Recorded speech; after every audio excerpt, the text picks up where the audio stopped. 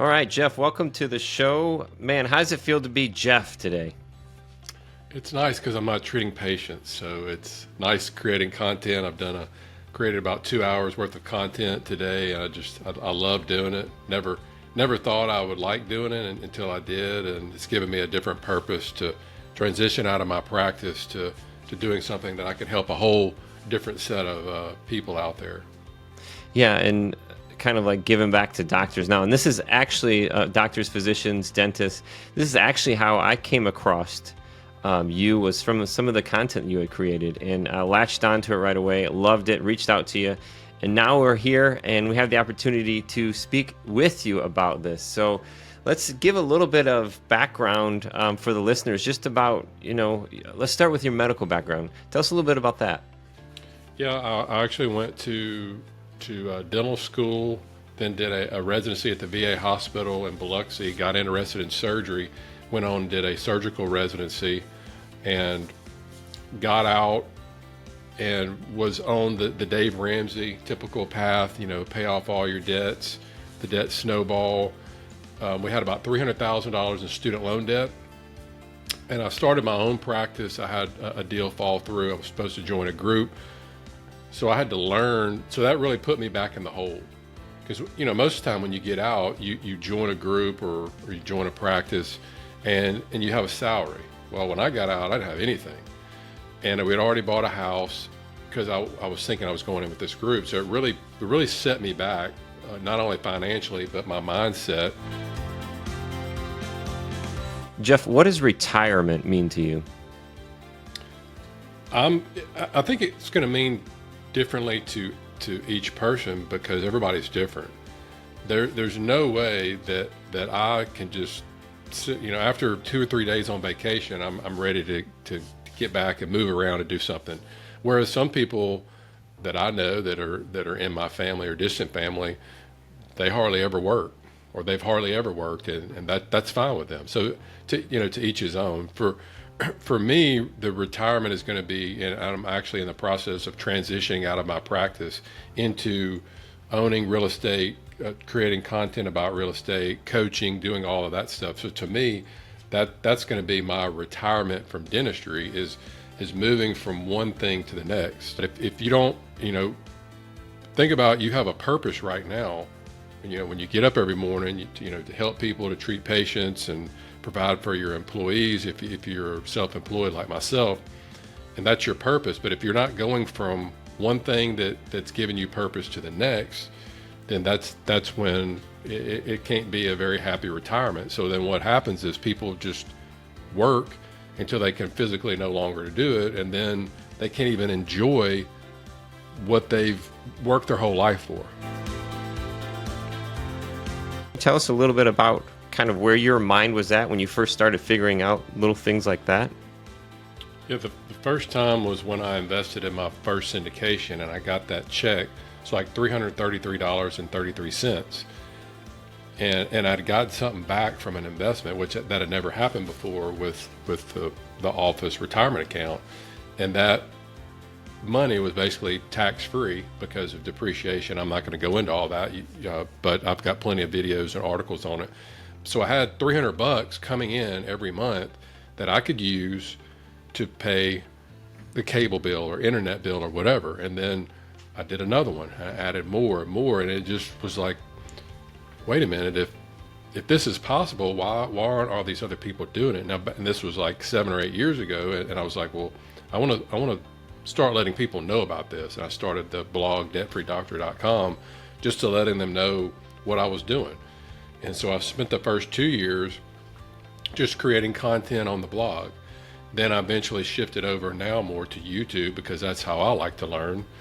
But if you rather read stuff, that's fine. But the point being is, you can use this money now before you reach 59 and a half, to where you can't take money out of your 401k without being penalized before you're basically 60. But when you say that, it's very interesting, because you're in the masterminds with these other active partners, general partner sponsors, that are out there raising capital, doing deals that hadn't quite learned what they needed to learn yet. Well, let me take it a step further. Here's the scary part. Yeah, you're right. You have to learn somewhere. You have to start somewhere. I don't have a problem with that. But what I was seeing going on behind the scenes is, they would be on this message board and they go, hey, has anybody ever worked with company XYZ? And then people would start chiming in, and all they were focused on were what kind of fee could they pay them? Who has the highest fee?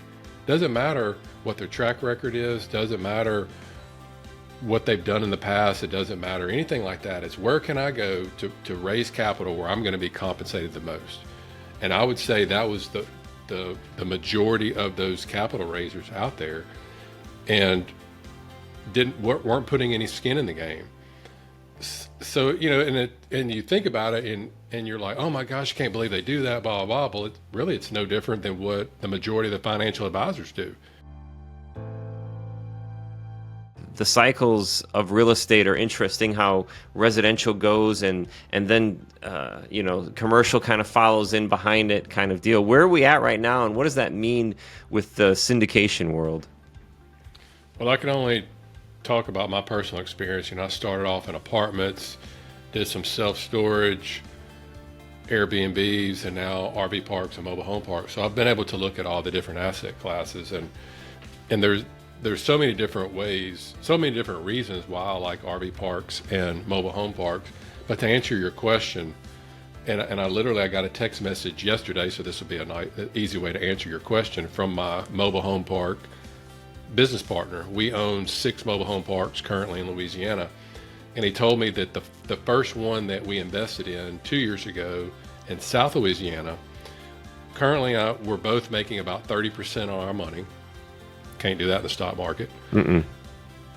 And this is just why I was explaining to my wife and my oldest son last night about this, of just like, this is what makes real estate so incredible, that people don't grasp. And once you grasp this concept, you could do it with if you're going to buy properties, they can do it in syndications, whatever. So we split the down payment. We're making 30% of our money. Rates have come down. So now the mortgage broker contacted us, and we've already run the numbers. We're going to be able to cash out and refinance. We're going to get all of our money back out, number one. Number two, we're going to be able to completely pave the roads. So now when we pave the roads, we'll eventually be able to get, Fannie Mae or Freddie Mac financing, which is going to be an even lower interest rate. Number three, we still get the same monthly cash flow, even though we don't have money in the deal. And number four, our monthly payment has gone down.